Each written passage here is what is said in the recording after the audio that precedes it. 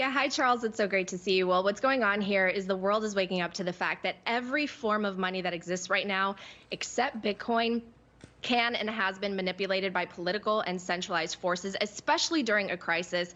And people are opting out. They're jumping ship from the traditional rails because I think they see cracks in the traditional system. They see that their money can be frozen, or they can be limited to how much they access or how much it's even worth from one day to the next because of decisions that are completely out of their hands. So why is Bitcoin climbing? I think it's because we're watching two systems collide. The old financial system that's dependent on manipulation and coercion and obedience to central authorities that are engaging in war.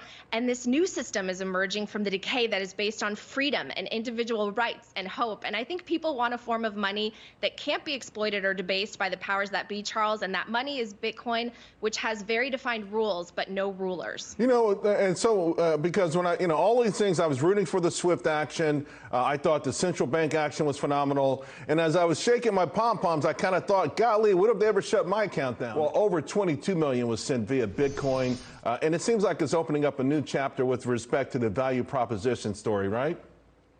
Yeah, I agree with you. I mean, what other way can you send aid to someone with no remittance fees, no delay, no counterparty risk, and frankly, no one over your shoulder asking what you're doing and why? But more importantly, I think that people are just trying to help, and they see Bitcoin as almost a form of speech to protest what's happening in Ukraine, because the truth is very few people want war.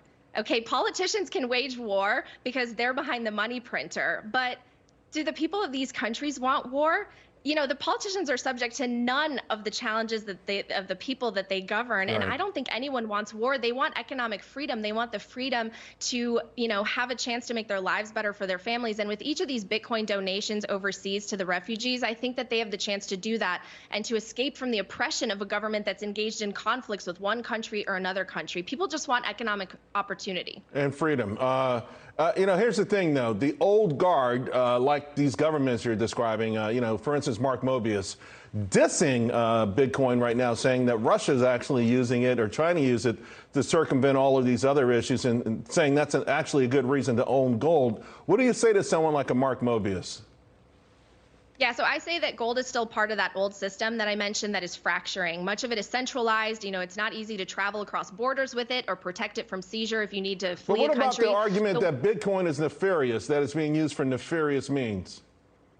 Well, certainly cash is being used for much more nefarious means. And I think, when you think of gold, certainly it's hard money. It can't be easily inflated, but Bitcoin is a better form of it, right? It's absolutely scarce. It's hard money for this digital world that we live in that can be transmitted to anyone on an open software network that can't be controlled, influenced, or seized by any political power. So gold is old, Charles. Natalie, let me ask you, because I got 30 seconds and they're kind of like asking me to get out of this thing.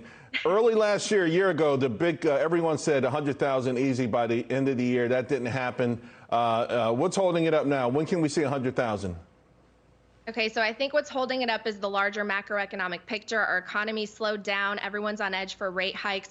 One wrong move and we can send us into a recession or a bust. And frankly, not enough people understand Bitcoin. So I think people are putting too much trust in a system that is $30 trillion in debt, dependent on the global reserve currency of the dollar, while other countries like Russia and China are building parallel systems, their own digital currencies to subvert SWIFT. And I think we have some choppy waters ahead until our political leaders wake up to Bitcoin and the competitive advantage that America would have with it, because we've fumbled our way into this position by allowing capital to drain overseas, right, weakening the dollar at the expense of the average American to the benefit of the powerful and the rich. And I think Bitcoin is the one thing that can help us with that. And when that happens, when people realize it, it'll get to 100K. I got to tell you, it looks like it's starting to happen right now. Just what's happened in the last 72 hours or so. Natalie.